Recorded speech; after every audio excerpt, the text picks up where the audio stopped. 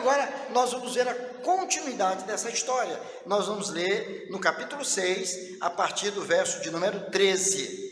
A partir de número 13, do número 13, verso 13, diz assim: então disse Deus a Noé, e preste bem atenção na leitura: resolvi dar cabo de toda a carne, porque a terra está cheia da violência dos homens. Eis que os farei e a calafetarás com betume por dentro e por fora. Deste modo a farás: de 300 côvados será o comprimento, de 50 a largura e a altura de 30. Farás ao seu redor uma abertura de 1 côvado de altura.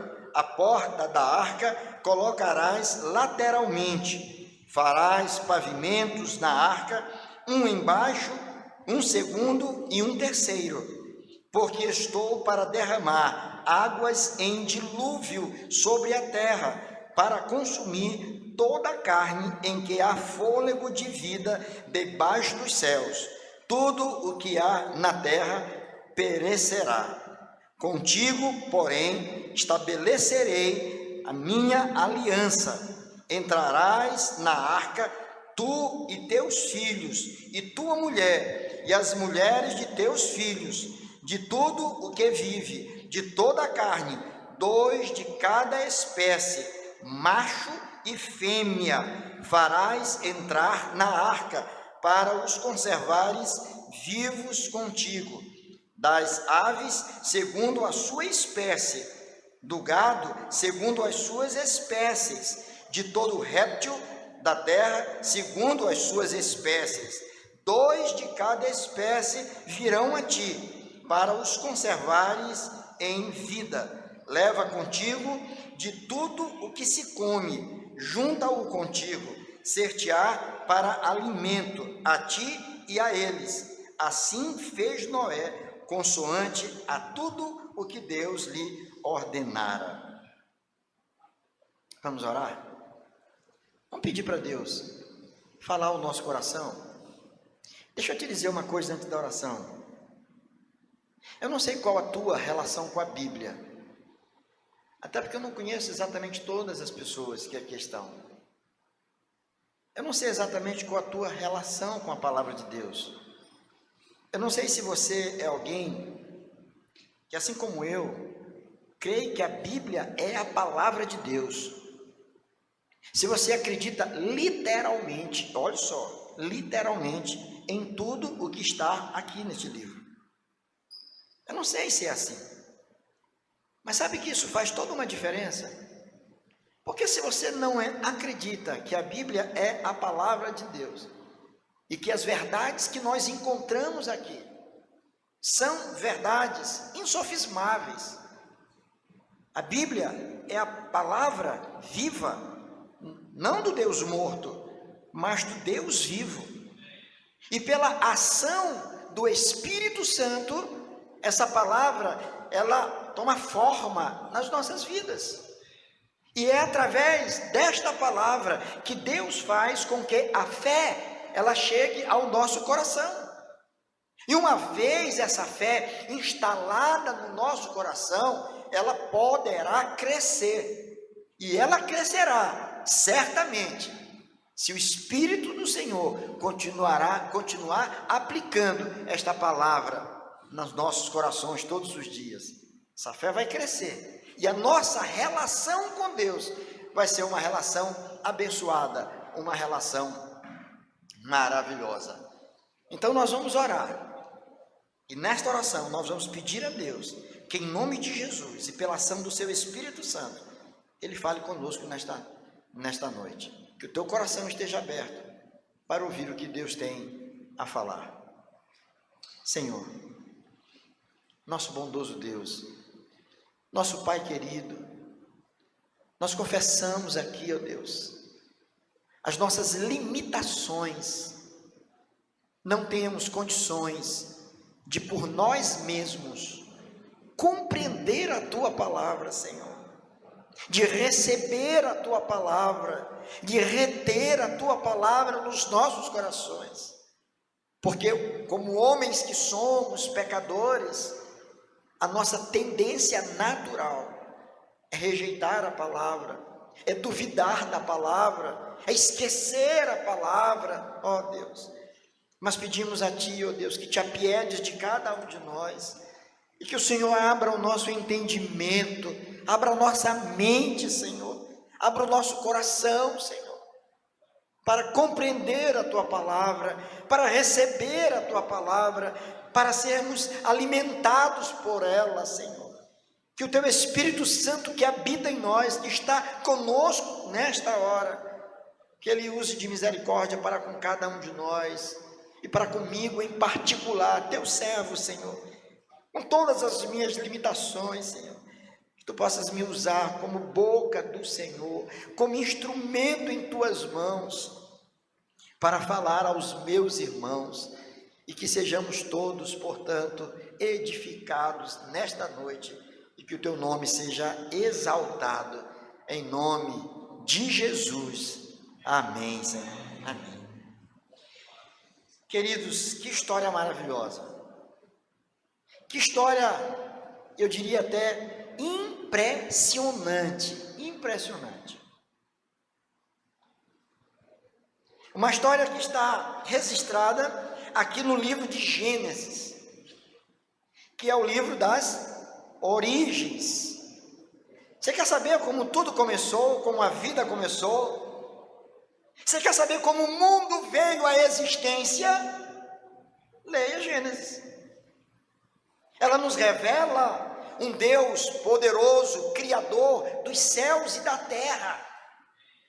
Um Deus que trouxe à existência todas as coisas, sem que houvesse matéria-prima pré-existente, do nada, pelo simples poder da sua palavra.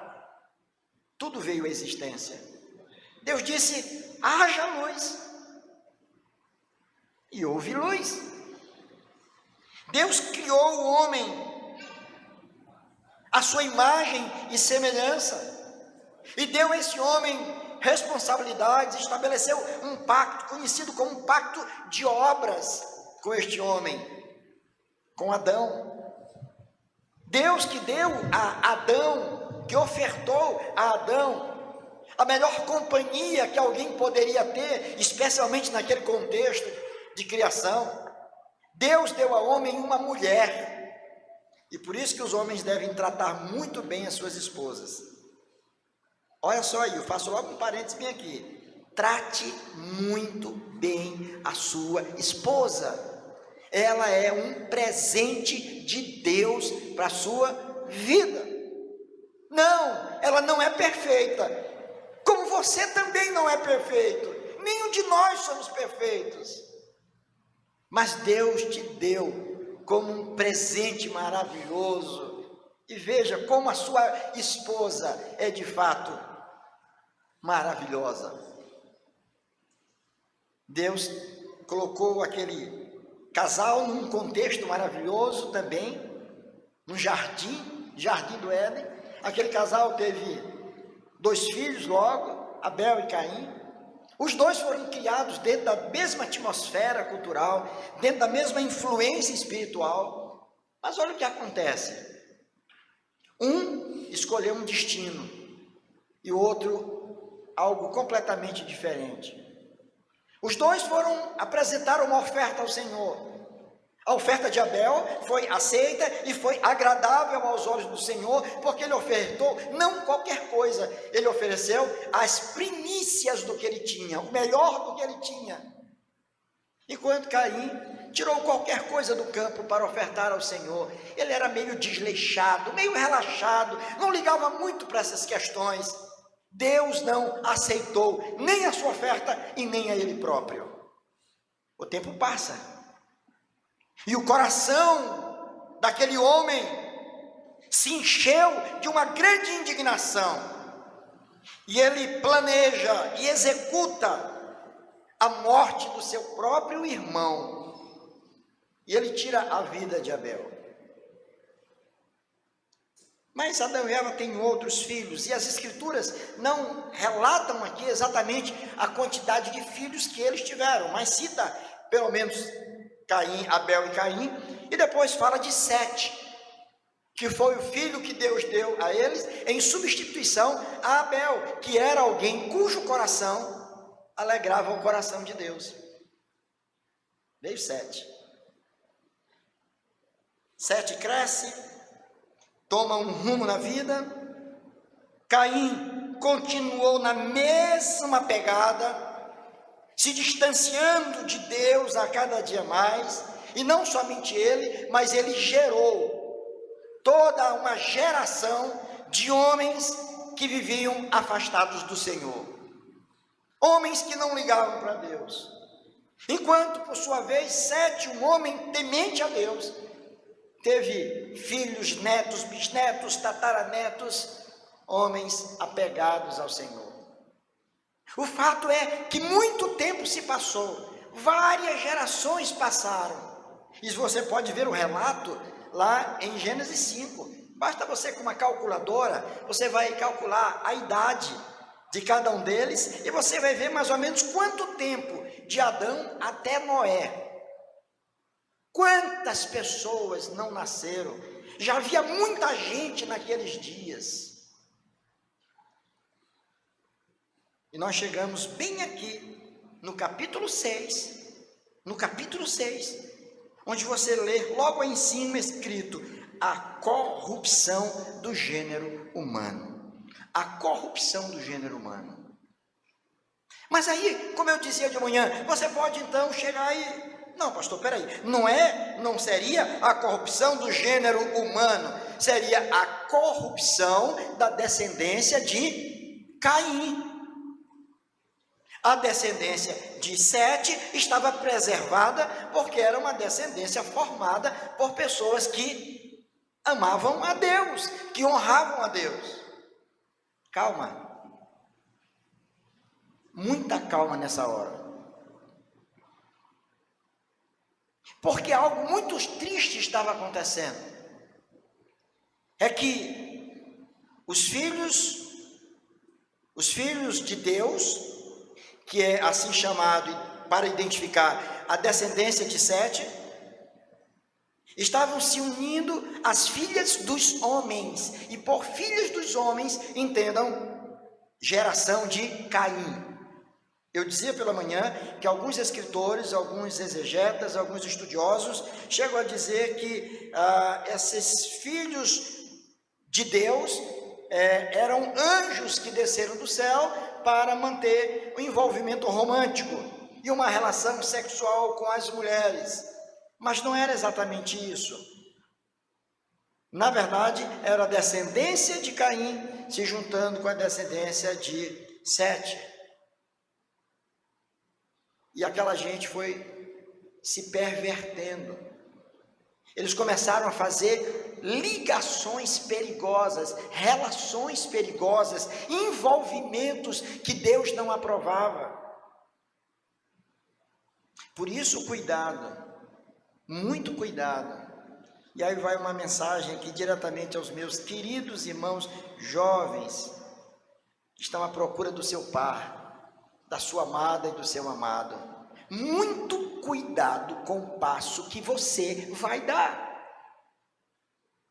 Pense em alguém que ame a Deus, cujo coração esteja nas mãos do Senhor, para que você não venha depois se lamentar e sofrer, porque tem alguém dentro da tua casa que a todo custo está tentando te desanimar, te tirar do lugar onde você está, te fazendo desacreditar das verdades de Deus. Isso estava acontecendo, e a coisa foi se agravando, irmãos. A coisa foi se agravando de tal maneira que Deus olha, no verso 5 diz, viu o Senhor que a maldade do homem se havia multiplicado na terra. A maldade do homem havia se multiplicado na terra. Deus estava completamente aborrecido e insatisfeito com tudo aquilo que ele estava vendo. Este homem que ele mesmo criara, a sua imagem e semelhança, agora estava vivendo de forma completamente contrária à sua vontade. Isso era algo muito grave, irmãos. Isso era algo extremamente sério. Deus viu, Deus se entristeceu profundamente e Deus tomou uma decisão. Verso 7 está escrito: disse o Senhor, farei desaparecer da face da terra o homem que criei. Olha só, olha Deus dizendo: eu vou tomar uma decisão, eu não aguento mais, eu não posso mais suportar o que eu estou vendo. Essa geração está completamente perdida, esse povo está completamente perdido, estão loucos. Eu resolvo eliminá-los, eu resolvo destruí-los. E eu farei de uma forma que eles nem sequer imaginam. Eu farei com que chova muito, mas chuvas torrenciais. As comportas dos céus vão abrir e haverá um grande dilúvio, um grande dilúvio. E essa humanidade toda será destruída. Com relação a essa interpretação do alcance do dilúvio, pelo menos duas correntes existem aí. Uma é que houve um dilúvio regional e outro universal. Os que creem num dilúvio regional é aqueles que entendem que o objetivo de Deus era eliminar tão somente a raça humana e os animais, onde tinha vida. Não precisava encher o globo terrestre todo de água, porque o objetivo do Senhor era eliminar a vida, animais e o ser humano. Essa era a vontade do Senhor. Independentemente de como você admita, se foi um dilúvio de natureza universal ou um dilúvio de natureza ali mais localizado, não importa. O importante é que você entenda que Deus tomou uma decisão.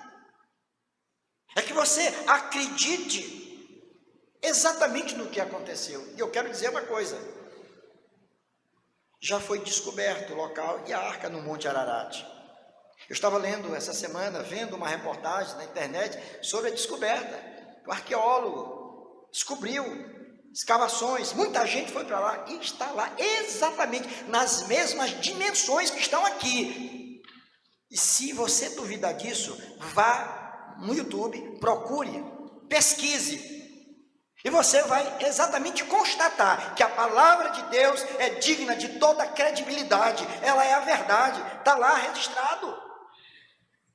Você pode não acreditar se não quiser, mas está lá. E agora nós vamos ver o que aconteceu aqui. Eu quero analisar esse texto a partir do verso de número 13, tomando por base uma afirmativa, uma tese, de que Deus se manifestou ao seu povo em um contexto de profundo aborrecimento. Deus se manifestou ao povo, à humanidade, em um contexto de profundo aborrecimento. E como é que Deus se manifestou? Eu quero te convidar a olhar para isso. Eu quero te convidar nessa noite a pensar nesse Deus que não está lá simplesmente distante, assentado em um alto e sublime trono. Um Deus transcendente, simplesmente, mas que você crê num Deus imanente, num Deus presente nas nossas vidas. Um Deus que está conosco, um Deus que contempla o coração e a vida de todas as pessoas, de justos e injustos. Que Deus é esse que nos é revelado aqui? Como é que esse Deus se manifesta, então, naquele contexto de grande aborrecimento? Como é que Deus se apresenta aqui, então, a nós, para que nós, aqui, no nosso contexto, no nosso tempo, venhamos a crer ainda mais nele e ter a nossa fé fortalecida? A primeira coisa que nós vamos ver é que ele revela do céu o seu juízo para com todos aqueles que persistem no pecado. Veja o que nós estamos afirmando. Deus se manifesta como supremo juiz, como aquele que julga retamente, como aquele com o qual você não pode brincar jamais, porque ele revela, sem dúvida alguma, o seu juízo, Observe os versos 12 e 13. Viu Deus a terra, e eis que estava corrompida. Olha só. Porque todo ser vivente havia corrompido o seu caminho na terra. Então disse Deus a Noé: resolvi dar cabo de toda a carne, porque a terra está cheia da violência dos homens. Eis que os farei perecer juntamente com a terra. Eu sei, queridos, que esse é o tipo de sermão que nós não gostamos de ouvir. Por isso mesmo existem espalhados por aí hoje muitos pastores coaches. Estão fazendo promessas que Deus nunca fez. De prosperidade, de enriquecimento fácil, de vida tranquila, de uma blindagem. Todo mundo pode adoecer, você não. Entregue sua vida para Jesus, que você não empobrece, que você não adoece, que você nem feio vai ficar muito bonito, lindo, cabelo não vai cair, não fica branco. Tem muita gente decepcionada, porque esse evangelho simplesmente não existe. Isso é uma fantasia, isso é uma mentira deslavada, que tem sido ensinado, quando Jesus disse completamente diferente: no mundo tereis aflições, Leia a palavra, leia a história da igreja, cristãos do primeiro século, que perderam a sua vida por causa do evangelho. Creia, não somente nesse Deus que ama, nesse Deus que sustenta, que guarda, que protege muito bem os seus filhos, e você precisa crer nisso, nesse Deus que cuida muito bem de você. Mas lembra de uma coisa, que esse Deus que cuida muito bem de nós, que ama o seu povo, que é o Deus de toda proteção, de toda provisão, é o Deus também que faz descer o juízo sobre aqueles que permanecem, que insistem no estado de pecado e de desobediência. Esse é o Deus da palavra. E eu tenho aqui o dever moral e espiritual de trazer aos meus irmãos a verdade. É assim que a Bíblia apresenta Deus. O Deus com quem não se pode brincar, não. Deus fez descer o seu juízo sobre a terra. Vejam o alcance desse juízo de Deus. Atingiu toda a humanidade naqueles dias. Houve uma extinção, não absoluta e completa, porque Noé e a sua família foram preservados. Isso para mostrar que Deus está atento aos nossos caminhos. Por isso, meu irmão, nós somos desafiados, chamados para vivermos um projeto de santidade de vida. Não persista, meu irmão, minha irmã, naquilo que é reprovável aos olhos do Senhor. Não viva mergulhado no pecado. Não viva afastado de Deus. A conta um dia vai chegar e talvez seja muito tarde para você. Porque a Bíblia diz que depois da morte segue-se o juízo. Não tem mais o que fazer. Tem campanha nenhuma de oração, qualquer coisa que se faça. Acabou. A oportunidade agora. Noé foi chamado por Deus num contexto de grande perversidade. E Deus deu a ele uma tarefa que fez dele praticamente um louco diante da sociedade que ele vivia. E eu dizia pela manhã isso: tente se colocar no lugar de Noé, tente se colocar no lugar dele. E eu disse para ele: olha, tu vai fazer uma barcaça enorme, grande, de 3 pavimentos, eu vou dizer como é que é, e tu vai fazer, porque vai chover muito, eu vou derramar água, as comportas dos céus se abrirão, e você terá 120 anos para fazer essa grande barca, e ao final dos 120 anos, as comportas dos céus vão se abrir.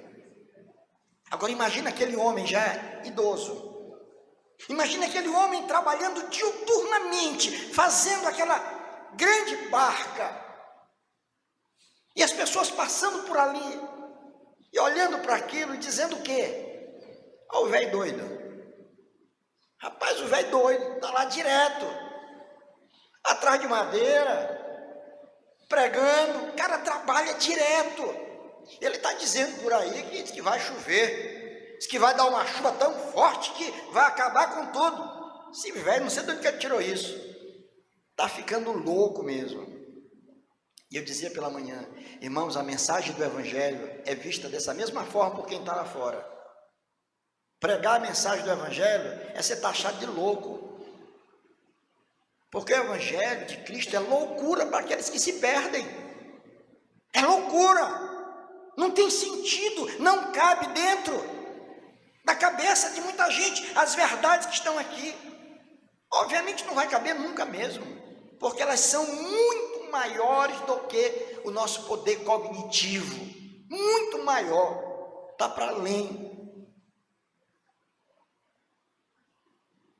Esse Deus revelado aqui, naquele contexto todo, é um Deus que revela do céu o seu juízo para com todos aqueles que persistem no pecado.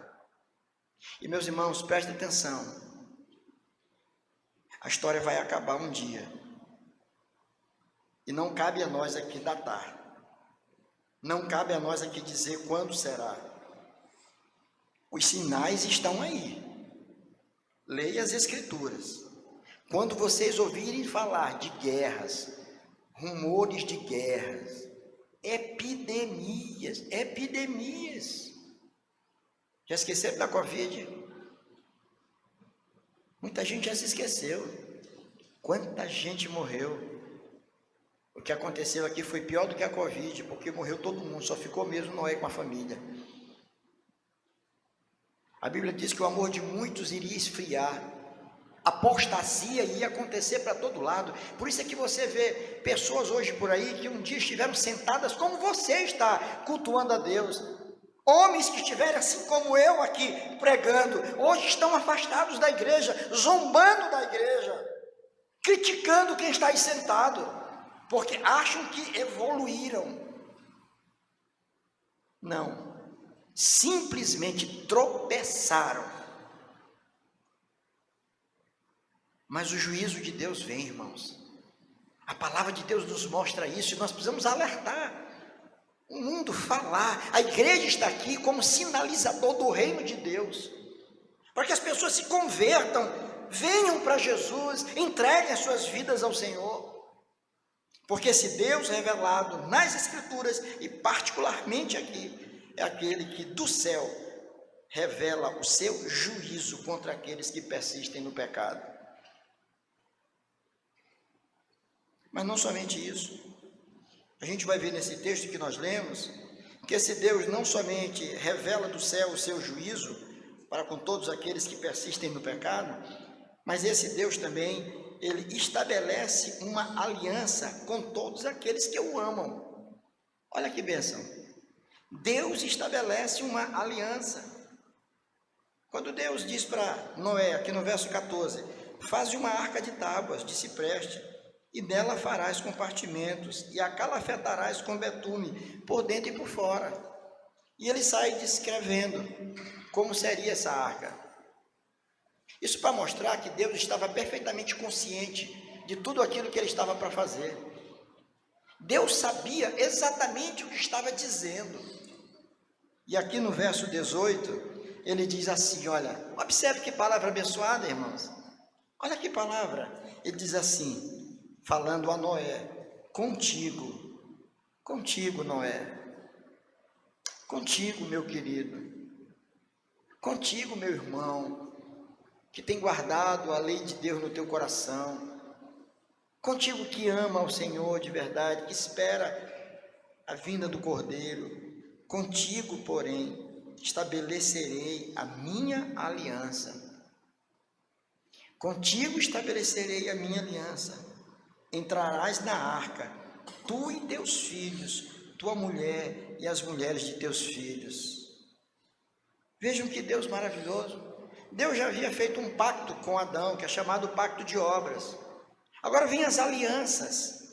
A aliança que ele estabeleceu com Noé, depois a aliança que ele estabeleceu com Abraão, depois mais na frente a aliança com Moisés, depois a aliança com Davi e finalmente a aliança com Jesus Cristo. O cálice da nova aliança. E observe que nessa aliança, a aliança que foi feita por Deus com Noé, Deus não estava esperando que Noé fizesse alguma coisa do outro lado. Era uma aliança da graça. Deus está dizendo o que ele iria fazer. Deus decidiu o que iria fazer com o seu povo, independentemente do que viria a acontecer. Deus estabeleceu uma aliança com aqueles que já naqueles dias o amaram. Irmãos, isso aí não é uma palavra, é um estímulo para que você caia no pecado e possa dizer assim, bem, já que Deus estabeleceu uma aliança comigo, e essa aliança não vai ser quebrada jamais, independentemente de qualquer coisa, então eu vou cair na gandaia, porque já que Deus não vai quebrar a aliança mesmo, então eu vou viver como eu quero. Não, pelo contrário, porque aqueles com quem Deus estabeleceu uma aliança eterna, tiveram seus corações completamente mudados. Agora, o prazer desta gente é estar na presença de Deus. Eles pecam, nós pecamos, porque somos pecadores. Mas não temos mais prazer no pecado. Ele já não nos domina, ele não nos escraviza e nem mesmo vai determinar o nosso destino. Porque o nosso destino foi selado pelo Senhor. Isso é maravilhoso demais, irmãos. A aliança que Deus estabeleceu, esse mesmo Deus que vem e pune o pecado de forma severa, é o mesmo Deus que de forma amorosa abraça aqueles que eu amo. Que coisa maravilhosa, irmãos. Glória a Deus por isso. Que Deus maravilhoso, esse Deus que estabelece essa aliança. Agora um detalhe aqui, vejam como Deus é tão maravilhoso, e esse texto é tão rico, tanta coisa que tem aqui. Vejam que, voltando ao verso 18, ele diz, contigo, porém, estabelecerei a minha aliança, e entrarás na arca. Mas não é tu sozinho não, é tu e quem? E a tua família. Família é projeto de Deus, irmãos. Família é projeto de Deus. Você tem cuidado da sua família? Eu quero te dizer que Deus cuida da nossa família. Coloque a tua família nas mãos de Deus. A tua família é um bem precioso que Deus te deu. E a vontade do Senhor é que não só você desfrute do melhor que Deus tem reservado para aqueles que o amam, mas Deus quer que a tua família também, a tua esposa, o teu esposo, os teus filhos, os teus netos, sejam alcançados por essa graça maravilhosa. A tua família está nas mãos do Senhor. Que coisa maravilhosa saber que Deus nos ama assim. Que coisa maravilhosa é saber que a minha família é abraçada pelo Deus que eu sirvo. E eu tenho uma responsabilidade muito grande. Nós, Homens, temos uma responsabilidade muito grande como sacerdote do nosso lar, como cabeças da nossa casa, como líderes dentro do nosso lar, de sermos instrumentos de graça dentro da nossa casa. Que seja você um exemplo, que seja você aquele que vai estar lutando, seja você o construtor da arca que vai guardar a tua família, que vai salvar a tua família. Não seja negligente nesse trabalho. Se ele fosse negligente, Noé, nem ele estaria protegido, muito menos a sua família. Estão entendendo? A nossa responsabilidade, você que é homem, eu sei que quando a gente fala isso, às vezes a mulher fica com uma vontade de dar uma cotovelada no marido assim de lado, né? Tá vendo aí, ó? Tô te dizendo, ó como é que é o negócio. Mas é para dar, e dá certeira mesmo, que é para o cara sair daqui sem ar. Sair daqui sem ar, ir para casa pensando, com a dor na costela. Eu estou falhando nesse trabalho, não estou fazendo a arca, não estou protegendo a minha família, não tenho amado a minha família, porque se a amasse verdadeiramente, eu a estaria colocando diante do Senhor. Não tem uma maneira melhor de se amar e demonstrar o amor para com a nossa esposa e os nossos filhos, do que cuidando dela como Deus quer que nós cuidemos. Família é bênção, não despreze a sua família, marido, e você que é esposa também. Observe bem o que você está fazendo, olha as suas atitudes, olha como você tem agido, para que Deus preserve o teu lar, na arca da salvação. Deus estabeleceu uma aliança.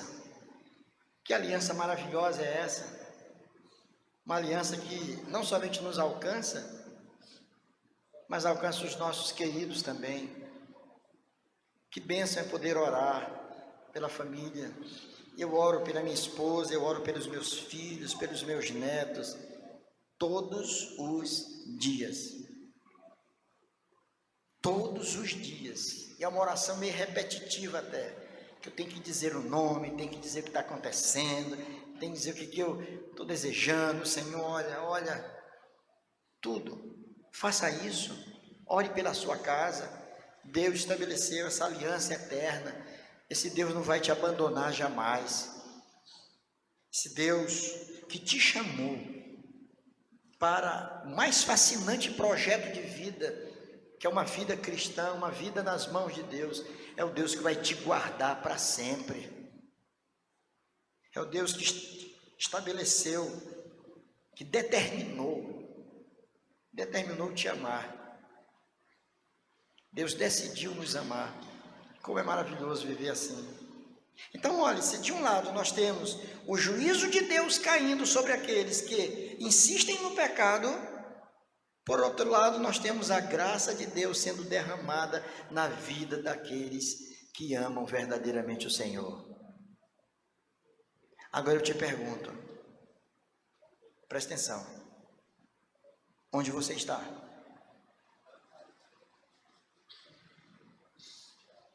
A que grupo você pertence? Você pertence ao grupo de pessoas que insistem na prática daquilo que desagrada a Deus, daqueles que zombam do Senhor, daqueles que são absolutamente indiferentes à vontade de Deus? Ou você é daqueles cujo coração está nas mãos do Senhor? Você é um daqueles que anelam pela vinda de Jesus? Você é um daqueles que se alegram quando vê seus filhos, seus netos buscando a Deus, aprendendo uma musiquinha na igreja, decorando um versículo da palavra? Que você é um daqueles que fazem de tudo para poder ouvir a palavra de Deus? Em que grupo você se encontra? Onde você está? Finalmente a gente vai ver que esse mesmo Deus que revela do céu o seu juízo para com todos aqueles que persistem no pecado, que esse Deus que também estabelece uma aliança com todos aqueles que o amam, é o mesmo Deus que reafirma com tudo isso a sua plena soberania sobre todas as coisas. A Bíblia revela para nós um Deus que é soberano, e por isso nós chegamos ao final, como chegamos pela manhã, no verso 22, quando lemos: assim fez Noé, consoante a tudo que Deus lhe ordenara. Presta atenção aí, meu irmão, presta atenção, não simplesmente na obediência de Noé, mas reflete um pouco agora sobre a soberania desse Deus, a autoridade desse Deus que podia fazer o que ele fez, ordenar ao seu servo que fizesse algo que aparentemente era impossível. Deus é assim, a gente não entende muita coisa. Você já viu aquele quadro, aquela cena de Abraão pedindo Isaque para ser sacrificado, sendo ele um adolescentezinho? Ele prometeu o filho a Abraão, Abraão já idoso, Sara também não podia ter filho, nasce o menino, depois de tanto tempo, depois de muito feijão que aquele menino come. Agora o Senhor disse: agora pega teu filho e sacrifica. Irmãos, o que você faria no lugar desse?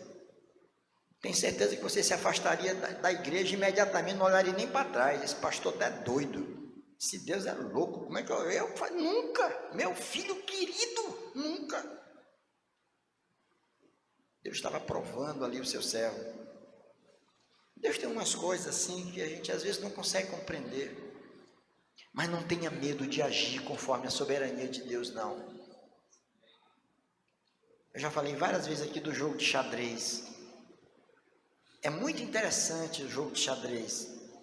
Eu não gosto não, sei mexer as pedras ali, mas eu nunca gostei, talvez porque a pessoa com quem eu joguei uma vez demorava muito para mexer a pedra, me dava sono, jogava um peãozinho, passava 20 minutos para mexer o outro, e eu gosto de coisa mais rápida, não dava.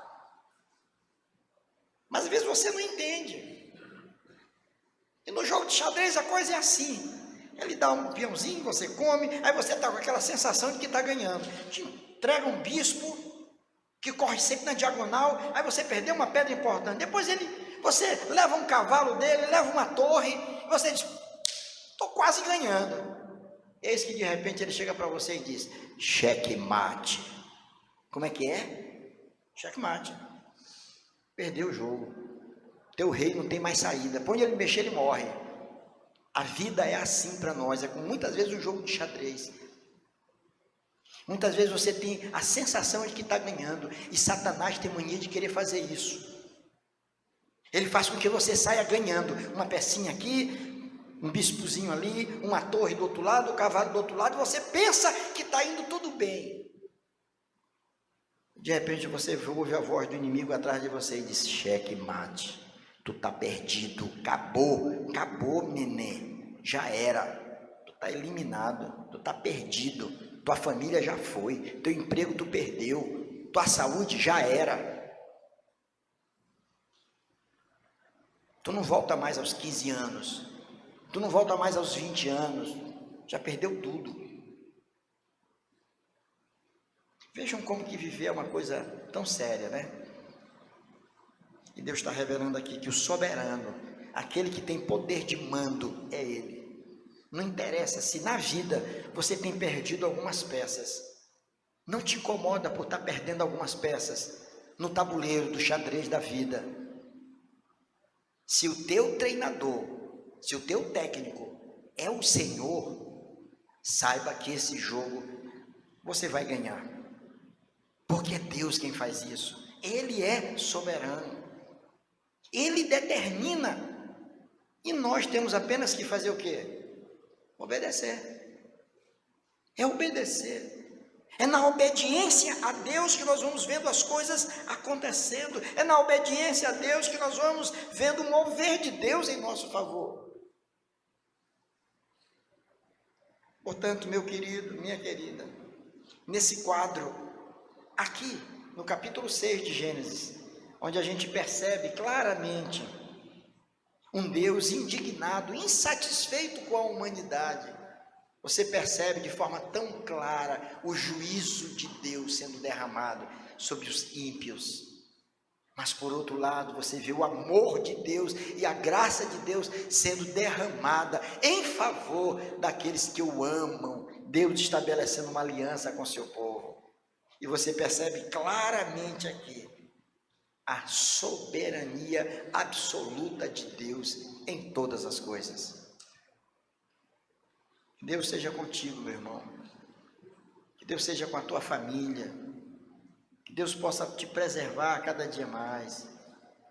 Se Deus, meu irmão, você que é homem, fez de você um construtor de arca, construa a arca que vai proteger a tua família do mundanismo que está lá fora, da perversidade que está lá fora, da imoralidade que está lá fora, da pecaminosidade que está lá fora. Você foi chamado para isso. Construa. Agora lembre de uma coisa: essa arca construída como meio de salvação para aquela família, ela apontava para algo maravilhoso e extraordinário. Apontava para a vida do nosso Senhor e Salvador Jesus Cristo, para aquele que disse: eu sou a porta. Aquela porta da arca um dia foi aberta, para que aqueles que crescem no Senhor pudessem entrar. Apenas a família de Noé entrou, mas teve um momento em que Deus fechou a porta por dentro. Não sei se alguém já assistiu algum filme assim sobre a arca, a quantidade de gente batendo lá fora quando viu que a água já estava lá em cima. Não tinha mais jeito, a porta estava fechada. Jesus Cristo veio, abriu a porta. Esse é o tempo de entrarmos, mas haverá um dia, quando Ele voltar, que a porta estará fechada, e agora não terá mais possibilidade para que ninguém entre. Aproveitemos, esse é o tempo oportuno, esse é o tempo de salvação. Que Deus nos abençoe, que Deus encha o nosso coração de alegria por saber que o nosso Deus é um Deus que nos protege, que nos ama. Que a nossa vida seja para o louvor e para a glória de Deus. Que amemos cada vez mais esse Deus soberano e que lutemos pela preservação da nossa família. A família é bênção de Deus. Que Ele nos abençoe. Amém.